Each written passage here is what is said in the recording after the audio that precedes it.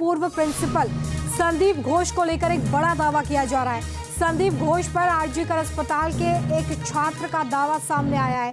संदीप घोष के करीबी छात्रों के अच्छे नंबर आने का दावा किया जा रहा है। नाराज होने पर टॉपर्स को फेल कर देता था संदीप घोष। दवाई और चादर के टेंडर में घोटाले की बात भी कही गई है। छात्र ने संदीप घोष को भ्रष्टाचार की जड़ बताया। डेड बॉडी को गैर कानूनी तरीके से पोस्टमार्टम करने का भी आरोप छात्र की तरफ से लगाया गया। तो ये काफी सनसनीखेज आरोप जो है वो लगाए जा रहे हैं। देखिए, पहला खुलासा ये है कि लावारिस डेड बॉडी को बेचा जाता था, ये बड़ा खुलासा, और ये खुलासा अपने आप में काफी महत्वपूर्ण हो जाता है। दवाई के टेंडर में भी एक बड़े घोटाले का खुलासा छात्र की तरफ से किया गया। ये दूसरा बड़ा खुलासा है जो कि संदीप घोष के खिलाफ किया गया है। चादर के टेंडर में भी बड़ी हेराफेरी का बड़ा खुलासा, ये तीसरा बड़ा खुलासा जो कि संदीप घोष के खिलाफ हुआ है। बायो वेस्ट मैनेजमेंट के टेंडर में भी एक बड़े स्कैम की तरफ इशारा इस छात्र ने किया है। नाराज होने पर टॉपर्स को संदीप घोष फेल करवा देता था, ये छात्र दावा करता हुआ नजर आ रही है। काफी बड़े खुलासे हैं, 5 खुलासे हम आपको बता रहे हैं जो कि छात्र की तरफ से किए गए हैं संदीप घोष के खिलाफ। संदीप घोष पर किस तरीके से सनसनीखेज आरोप लगे हैं ये आप देखिए। आरजीकर अस्पताल के छात्र डॉक्टर सौरभ रॉय ने पूर्व प्रिंसिपल संदीप घोष को लेकर और क्या कुछ खुलासा किया है ये भी सुनवाते हैं आपको, सुनिए।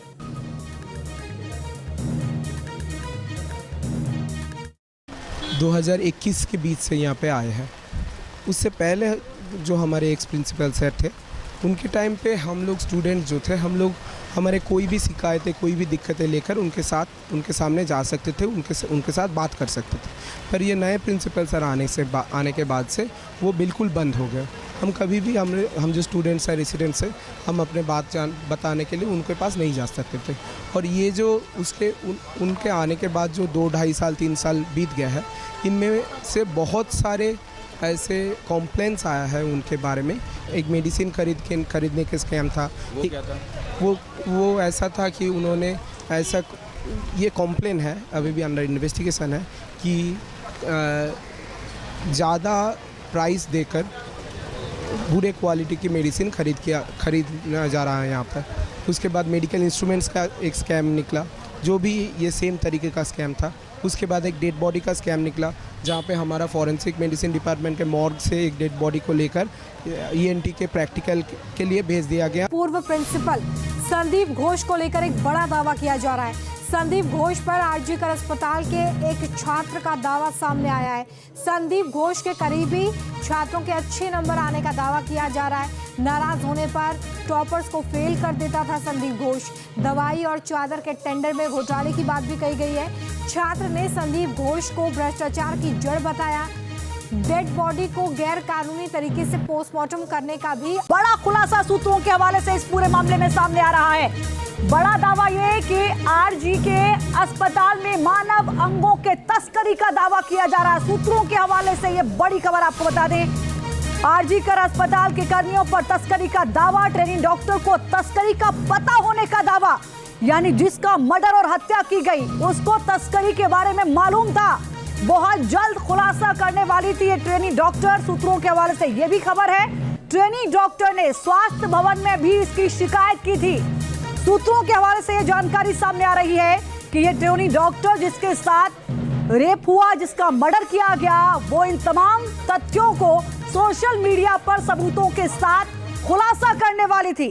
ट्रेनिंग डॉक्टर को रोकने के मकसद से क्या हत्या की गई? सूत्रों के हवाले से बड़ी खबर इस वक्त आपको बता दें। घटना साधारण लगे इसलिए ट्रेनिंग डॉक्टर से रेप किया।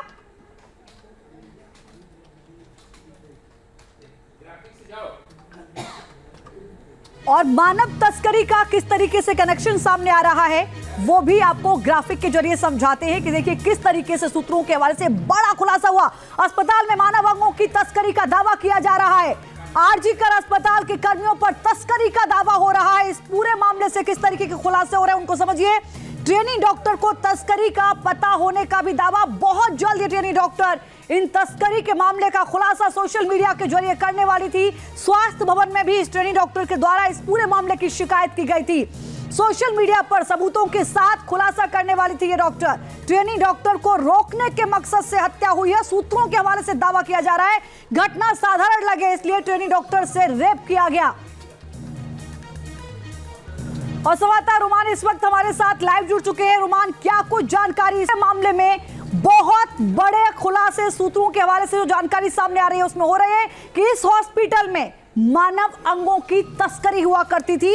ये जानकारी इस लेडी ट्रेनी डॉक्टर को थी, जिसे वो बहुत जल्द सोशल मीडिया पर खुलासा करने वाली थी, लिहाजा उसकी हत्या की गई और नॉर्मल लगे घटना, इसलिए रेप की घटना को अंजाम दिया गया।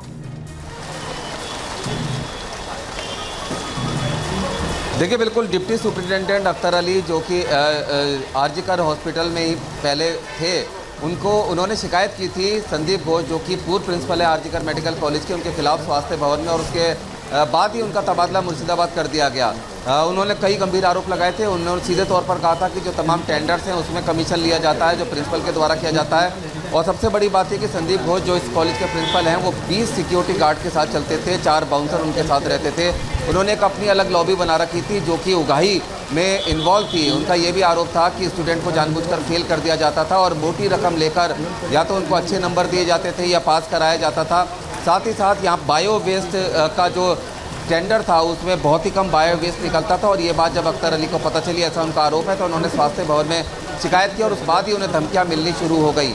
उन्होंने ये भी आशंका जताई है, जो सूत्र बता रहे हैं, कि जो ट्रेनी डॉक्टर है इसको भी कई ऐसी अनियमितताएं या दूसरी चीज़ों के बारे में जानकारी थी और ऐसा हो सकता है कि उसी के नतीजे में ये रेप और हत्या का मामला सामने आया हो। फिलहाल जो अख्तर अली है उनका ये भी कहना है कि वो बेहद भ्रष्ट अधिकारी थे संदीप घोष जो कि पूर्व प्रिंसिपल थे, और वो हर चीज़ में दवाइयों के खरीद फरोख्त में, खासतौर पर ड्रग्स की जो खरीद फरोख्त है उसके बारे में भी सूत्र बता रहे हैं कि मेडिकल कॉलेज के अंदर बड़ी संख्या में, बड़ी मात्रा में दवाइयाँ आती थी जो खरीदी जाती थी।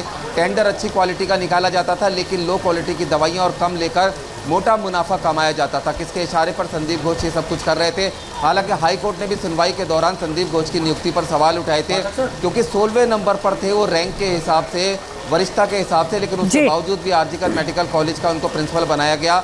और जब अख्तर अली ने शिकायत की थी उसके बाद उनका तबादला तो हुआ था, लेकिन तुरंत ही वो तबादला वापस हो गया और वो लंबे अरसे से यहीं पर जमे हुए थे। और इस समय भी जब पीड़िता के रेप और हत्या के बाद उन्होंने काफ़ी समय के बाद नैतिक जिम्मेदारी लेते हुए इस्तीफा दिया, तब उन्हें कोलकाता के ही दूसरे मेडिकल कॉलेज का प्रिंसिपल बना दिया गया। लेकिन अब और इसी मामले में कोर्ट ने भी सवाल खड़े किए थे कि आखिर ये कैसे संभव हुआ, इतनी जल्दबाजी क्यों हुई। मैं लौटूंगी रुमान आपके पास, मेरे साथ बने रहिए। आरजीकर अस्पताल के पूर्व डिप्टी सुपरिटेंडेंट अख्तर अली ने इसी अस्पताल के पूर्व प्रिंसिपल संदीप घोष पर कई गंभीर आरोप लगाए हैं। उन्होंने इसी ओर इशारा करते हुए क्या कुछ कहा है वो आप खुद सुनिए।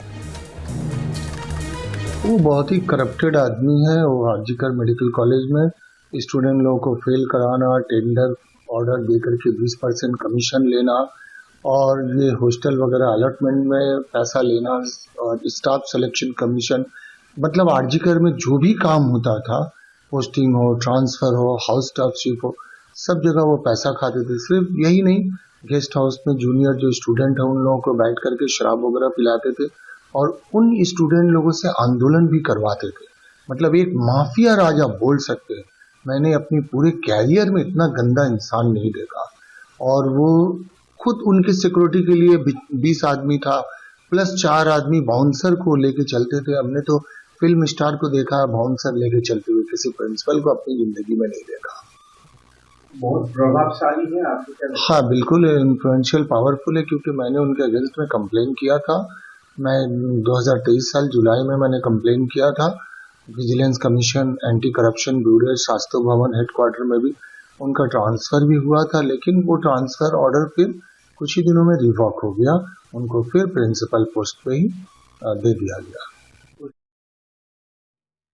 अस्पताल के पूर्व प्रिंसिपल संदीप घोष, क्या उनका वहां पर रुतबा, किस तरीके का पूरा सिंडिकेट काम कर रहा था? जैसा कि हम नहीं कह रहे, अख्तर अली को आप सुन रहे थे, उनकी ओर से भ्रष्टाचार के मामले में विजिलेंस विभाग में शिकायत भी की गई। रुमानुल्लाह लगातार हमारे साथ जुड़े। रुमान, जब ये पूरे अब नए हम देख रहे हैं कि खुलासे हो रहे हैं, क्या सीबीआई इन तमाम तथ्यों के आधार पर भी पूर्व प्रिंसिपल से पूछताछ कर सकती है? क्योंकि पिछले दिनों हमने देखा सीबीआई ने करीब 12 घंटे पूछताछ की थी संदीप घोष से। रुमान लॉय, क्या अब तक मेरी आवाज पहुंच रही है? एक बार फिर से हम जुड़ेंगे और ज्यादा जानकारी उनसे हासिल करेंगे, लेकिन फिलहाल एक बड़ी अपडेट आपको देखें कि पूर्व प्रिंसिपल संदीप घोष को लेकर कई गंभीर आरोप लग रहे हैं और ये आरोप अस्पताल के ही पूर्व प्रबंधन की ओर से लगाए जा रहे हैं। जिन लोगों ने उनके साथ काम किया, उनका रवैया देखा, कहा कि इतना भ्रष्ट अधिकारी कभी नहीं देखा। रुमानुल्लाह एक बार फिर से हमारे साथ जुड़े हैं। रुमान, गंभीर आरोप पूर्व प्रिंसिपल संदीप घोष पर लग रहे हैं रवैये को लेकर। हाईकोर्ट की ओर से भी पूरे मामले में तलब ये कहा गया था, कितनी जल्दबाजी आखिर ट्रांसफर की क्यों थी? यहां पर भी वही सवाल उठ रहे हैं। क्या इस पूरे एंगल से सीबीआई आगे जांच करेगी, पूछताछ करेगी संदीप घोष से? देखिए, बिल्कुल इसी सिलसिले में पूछताछ भी की जा रही है, क्योंकि संदेह के घेरे में सबसे बड़ी बात यह है कि आखिर जो प्रिंसिपल संदीप घोष थे, उन्होंने आनन फानन में इस पूरे मामले को आत्महत्या का मामला क्यों बनाया और इतनी क्या जल्दबाजी थी कि जो कॉन्फ्रेंस रूम के बराबर में जो रूम था उसको तोड़ फोड़ करके रिनोवेशन उसकी फ़ौरन ही शुरू कर दी गई। किसके इन्फ्लुएंस में संदीप घोष ने कुछ किया और क्यों किया? दूसरी बात ये कि जो मीडिया के सामने बयान दिए गए थे या पीड़िता के परिवार को जो जानकारी दी गई थी संदीप घोष ने, वो इतनी जल्दबाजी में और ये जानकारी क्यों दी थी? और महत्वपूर्ण बात यह है कि संदीप घोष की उस दिन की पूरी दिनचर्या क्या थी? क्या संदीप घोष का कनेक्शन संजय राय के साथ भी था? क्योंकि पूरे स्टाफ के ऊपर वो अपनी नज़र रखते थे। ऐसा जो अख्तर अली हैं, जो पूर्व यहाँ के डिप्टी सुपरिटेंडेंट थे, उनका दावा है कि उन्होंने अपनी पूरी लॉबी बना रखी है। गार्ड से लेकर ऊपर तक सबसे कमीशन खाते थे और सबको अपने कंट्रोल में करके रख रखा था। महत्वपूर्ण बात यह है कि सीबीआई ने उनसे लगातार पूछताछ की है। सीबीआई ने इससे पहले उनको तलब किया था पूछताछ के लिए, लेकिन वो पहुंचे नहीं थे। उसके बाद फिर 16 घंटे तक सीबीआई ने पूछताछ की है। इन्हीं सवालों के जवाब हासिल करने की कोशिश की जा रही है। के बाद इस वक्त एक बड़ी खबर कोलकाता रेप मर्डर केस से जुड़ी हुई है। कोलकाता केस में सुप्रीम कोर्ट ने स्वतः संज्ञान लिया है। कोलकाता केस पर सुप्रीम कोर्ट 20 अगस्त को सुनवाई करने वाला है। सीजीआई की अगुवाई में होगी कोलकाता केस की सुनवाई 20 अगस्त को। सुशील पांडे जुड़ गए न्यूज एशियन संवाददाता और ज्यादा जानकारी के साथ। सुशील, स्वतः संज्ञान लिया है सुप्रीम कोर्ट ने, 20 तारीख को सुनवाई, और क्या जानकारी केस से जुड़ी? ये देखिए, सीधे तौर पर सुप्रीम कोर्ट ने इस पूरे मामले में जो कोलकाता का आरजी मेडिकल कॉलेज में जो 31 साल की जो डॉक्टर है, उस रेप के मामले में दाखिल पत्र याचिका पर स्वतः संज्ञान लिया है और इस पूरे मामले पर सुनवाई अब 20 अगस्त को देश की सबसे बड़ी अदालत करेगी, जिसकी जो सुनवाई फिलहाल चीफ जस्टिस के बेंच में होगी। सुप्रीम कोर्ट में 3 से 4 पत्र याचिकाएं दाखिल करके इस पूरे मामले में स्वतः संज्ञान लेने की मांग की गई थी और सुप्रीम कोर्ट ने अब इस पूरे मामले में स्वतः संज्ञान लिया है। तो देखना बेहद अहम होगा कि जब 20 अगस्त को सुप्रीम कोर्ट इस पूरे मामले में सुनवाई करेगा तो क्या कुछ अहम आदेश जारी करता है। लेकिन जो पत्र याचिकाएं दाखिल की गई हैं उसमें डॉक्टरों की सुरक्षा और डॉक्टरों के इंस्टीट्यूशन की सुरक्षा को लेकर एक बड़ी मांग की गई है। बिल्कुल देखना होगा कि सुप्रीम कोर्ट की क्या टिप्पणी रहती है और किस तरह के निर्देश कोर्ट की तरफ से जारी किए जाते हैं। 20 तारीख को सुप्रीम कोर्ट ने इस मामले में स्वतः संज्ञान लिया है और 20 तारीख को सुनवाई होगी सीजीआई की अगुवाई में। और देखिए, इसी पूरे मामले को इससे जुड़ी हुई एक बड़ी खबर सामने आ रही है। कोलकाता केस में सुप्रीम कोर्ट ने स्वतः संज्ञान ले लिया है। देखिए, बड़ी जानकारी है, सुप्रीम कोर्ट में अब सुनवाई होगी 20 अगस्त को। CGI chief justice of India की अगुवाई में ये सुनवाई होने वाली है और बड़ी बात यह है कि याचिका डाली गई थी सचिन सुप्रीम कोर्ट में कि सुप्रीम कोर्ट को इस मामले का स्वतः संज्ञान लेना चाहिए, जिसे स्वीकार किया कोर्ट ने। बिल्कुल, ये खबर ये सामने आ रही है कि सीजीआई चंद्रचूड़, जस्टिस जेबी भारतीवाला और मनोज मिश्रा की पीठ इस पूरे मामले को लेकर सुनवाई करेगी। और देखिए, इसी पूरे मामले को इससे जुड़ी हुई एक बड़ी खबर सामने आ रही है। कोलकाता केस में सुप्रीम कोर्ट ने स्वतः संज्ञान ले लिया है। देखिए, बड़ी जानकारी है, सुप्रीम कोर्ट में अब सुनवाई होगी 20 अगस्त को। CGI chief justice of India की अगुवाई में ये सुनवाई होने वाली है और बड़ी बात यह है कि याचिका डाली गई थी सचिन सुप्रीम कोर्ट में कि सुप्रीम कोर्ट को इस मामले का स्वतः संज्ञान लेना चाहिए, जिसे स्वीकार किया कोर्ट ने। बिल्कुल, ये खबर ये सामने आ रही है कि सीजीआई चंद्रचूड़, जस्टिस जेबी भारतीवाला और मनोज मिश्रा की पीठ इस पूरे मामले को लेकर सुनवाई करेगी। कोलकाता की निर्भया के कितने गुनहगार,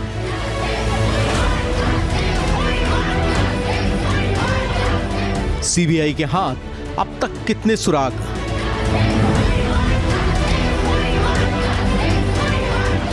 पूर्व प्रिंसिपल संदीप घोष जानता है सारा सच। हर घंटे के साथ ही सीबीआई की जांच का दायरा बढ़ता जा रहा है। सीबीआई की रडार पर करीब 30 लोग हैं, लेकिन इनमें सबसे मुख्य कड़ी है आरजी कर मेडिकल कॉलेज के पूर्व प्रिंसिपल संदीप घोष। संदीप घोष पर सीबीआई की शक की वजह एक दो नहीं कई हैं। लेडी डॉक्टर के साथ हुई हैवानियत को संदीप घोष ने सबसे पहले सुसाइड साबित करने की कोशिश की थी। ये वो शख्स है जिसके काले कारनामे से आरजी कर मेडिकल कॉलेज भरा पड़ा है। संदीप घोष की ये तस्वीर 17 अगस्त की है। कोलकाता में सीबीआई ऑफिस से निकलते हुए संदीप घोष के चेहरे पर हवाइयां उड़ी हैं। सीबीआई ने करीब 12 घंटे तक लेडी डॉक्टर से रेप और मर्डर केस में पूछताछ की है, लेकिन संदीप घोष ने मीडिया के सवालों पर चुप्पी साधे रखी।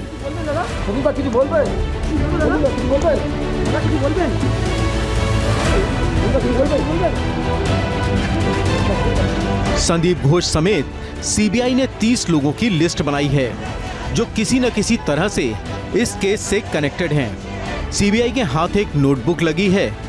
नोटबुक के कई पन्ने फटे हुए हैं। इस नोटबुक को कोलकाता पुलिस ने लेडी डॉक्टर के शव के पास से बरामद किया था। नोटबुक के कई पन्ने बुरी तरह फटे हुए हैं। आरोपी के जबरदस्ती करने के दौरान पेज फटने की बात मानी जा रही है। आरोपी का मृतका ने काफी विरोध किया था।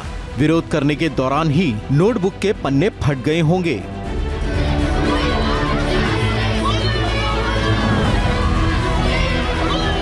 कोलकाता पुलिस ने नोटबुक के फटे हुए पन्नों को सीबीआई अधिकारियों को सौंप दिया है।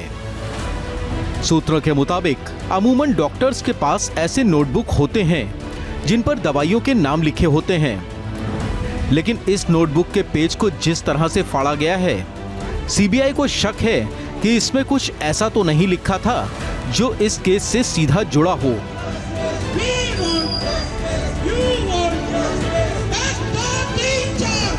कोलकाता की इस दिल दहला देने वाली घटना की कड़ियों को जोड़ने में सीबीआई ने जी जान लगा दिया है। क्राइम सीन से लेकर मेडिकल कॉलेज तक हर उस शख्स से पूछताछ की जा रही है जो इस केस में अहम कड़ी साबित हो सकते हैं।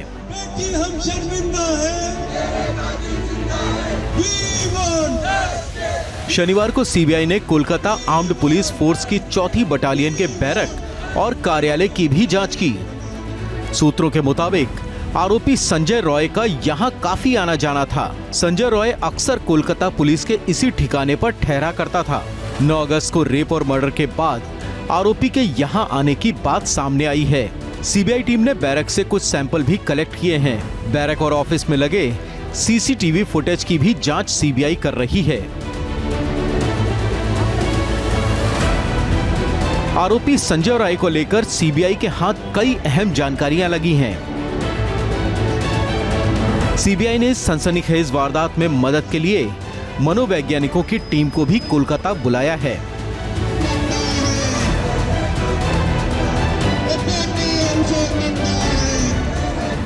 उस रात उसकी मूवमेंट को एनालाइज कर रही है। इस बीच ममता बनर्जी के खिलाफ लोगों का गुस्सा और भड़कता जा रहा है।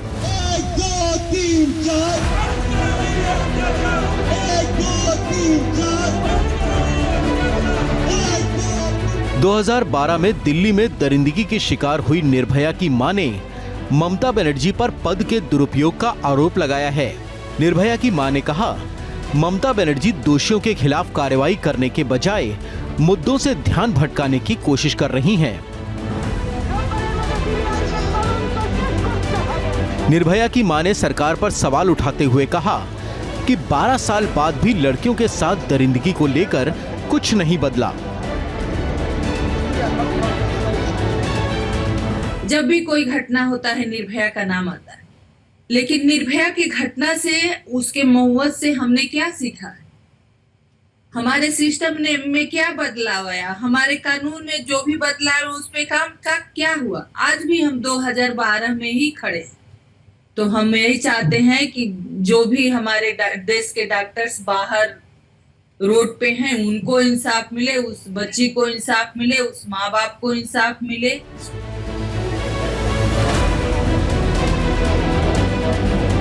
इस केस को लेकर ममता सरकार पर चौतरफा हमले हो रहे हैं। केंद्र सरकार ने भी कड़े एक्शन के संकेत दिए हैं। केंद्र सरकार ने एक कड़ा आदेश जारी किया है।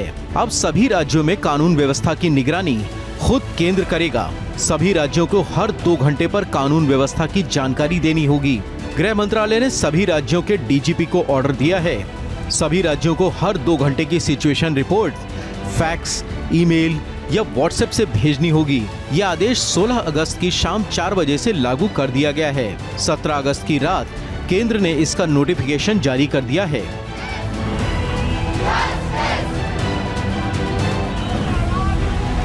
ममता सरकार और उनकी पुलिस पर इस मामले में लीपापोती करने का आरोप लग रहा है। ममता सरकार के खिलाफ लोगों में गुस्सा भी भड़क रहा है। इस बीच डॉक्टर्स का विरोध प्रदर्शन आज भी पूरे देश में जारी है। लेकिन कोलकाता के आरजी कर मेडिकल कॉलेज के पास भारतीय न्याय संहिता की धारा 163 लगा दी गई है। पहले इस धारा को सीआरपीसी की धारा 144 कहते थे। कोलकाता पुलिस ने आज छात्रों के प्रोटेस्ट मार्च को देखते हुए देर रात इस आदेश को जारी कर दिया है। ये रोक 24 अगस्त तक जारी रहेगी।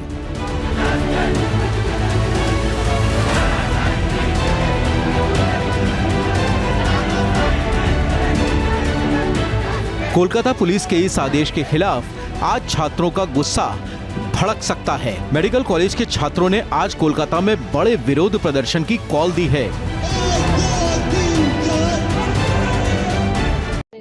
संजय राय, आप उनकी सास हैं। हाँ। कैसा रिश्ता था आपका संजय के साथ? मेरा संजय के संग बहुत गलत रिश्ता चलता था। इस तरह से मेरी बेटी को नहीं देख सकता था। क्या वजह थी? शादी को तो ज्यादा दिन नहीं हुए। शादी 2 साल हुआ था, उसमें बीमार गिरा, मारा धरा, बीमार गिरा। 3 महीना का पेट में बच्चा था, वो भी खराब किया। फिर पुलिस को रिपोर्ट लिखाया, पुलिस रिपोर्ट लिया कालीघाट थाना में। लेने के बाद में फिर हम लोग को सही करके कागज दिया। देने के बाद बोला अब जब ऐसा करेगा तो फिर तुम आएगा। उस वक्त भी क्या वो सिविक पुलिस में ही काम करते थे? हाँ, पुलिस में करते थे। बोला हम पुलिस में काम करते। इतना लड़का लोग भी मेरा जानता है, पूछ लीजिए भी लड़का साबुत है। ऐसा क्या हुआ था? क्या आप ये बोल रहे हैं कि आपके साथ उनका रिश्ता अच्छा नहीं था? हाँ, जब उसको देखा, जब अपना बेटी को देखे, जब बेटी को मेरा सही नहीं रखा तो फिर हम रिश्ता कैसा रखा? सही नहीं रखा मतलब? हाँ, गलत व्यवहार किया, मारपीट दंगा किया। क्या कभी ऐसा था कि आपकी बेटी के अलावा किसी और भी महिला के साथ उसके रिश्ते थे? तब उस टाइम किसी के संग नहीं था। पहला एक शादी हुआ था और दूसरा में हमारी बेटी थी और उसका बाद नहीं। आपको जानकारी थी पहले शादी की? हाँ। तो क्यों आपने अपनी बेटी के लिए उसको चुना? जब नहीं, जब बोला, जब डिवोर्स दे दिया, ये दे दिया, हम तब शादी कर रहा। बहन लोग उसका सब आया था। 12 दीदी लोग पुलिस में काम करता है, नौकरी करता है। 2 बहन लोग आया, जीजा लोग आया, तब दिया। हम ऐसा अकेला नहीं दिया। फिर क्या हुआ? फिर उसमें शादी दिया लड़की को। देने के बाद सब कुछ ठीक था। 6 महीना बाद था हुआ। 6 महीना में ब्लड बच्चा था, 3 महीना का पेट में खराब कर दिया। खराब हो गया, मार धर किया। उसमें थाना में रिपोर्ट वोट दिया। उसका बाद से लड़की बीमार अपना घर में आन को रखा। उसके बाद जितना दवाई का खर्चा सब हम देता था। आपकी बेटी बीमारी से मरी। जब उनका अंतिम समय था आपकी बेटी का, वो यहाँ आपके पास थी या उनके यहाँ? नहीं, सब 1.5 महीना तो हम अपने पास रखे थे। जब उसका औकात नहीं दवाई कराने का। व्यवहार की बात करें या फिर चाल ढाल की बात करें, संजय कैसा था? संजय ठीक नहीं था। अब उसको आप लोग फांसी में चढ़ाइए, चाहे जो चढ़ाइए। आपको लगता है ये जो जघन्य अपराध हुआ है संजय कर सकता है ऐसा? अब उसमें देखिए, ये अपराध में इसमें हम नहीं बोलेगा। अब जहाँ वो अकेला लड़का, उसको मार खत्म कर नहीं सकेगा। अकेला तो उसका कैपेसिटी नहीं होगा। ये तो हम बोलेंगे, जहाँ गलत तो गलत, जहाँ सही तो सही। संजय की माँ, उनका कहना है कि मेरा बेटा ऐसा नहीं कर सकता है। आप क्या बोलेंगे? क्योंकि वो आपके दामाद हैं और आपकी ही बेटी के पति हैं। आप क्या बोलेंगे इसके बारे में? हम तो बोलेंगे, देखिए, गलत मेरा संग में था, गलत किया है और गलत सजा मिलना चाहिए। 1000 लड़का सही भी रहने से क्या हुआ? मतलब आप मानती है कि संजय ऐसा कुछ कर सकता है? अब वैसा हो तो गलत किया है तो उसको तो गलत मान नहीं होगा। आपका नाम क्या है?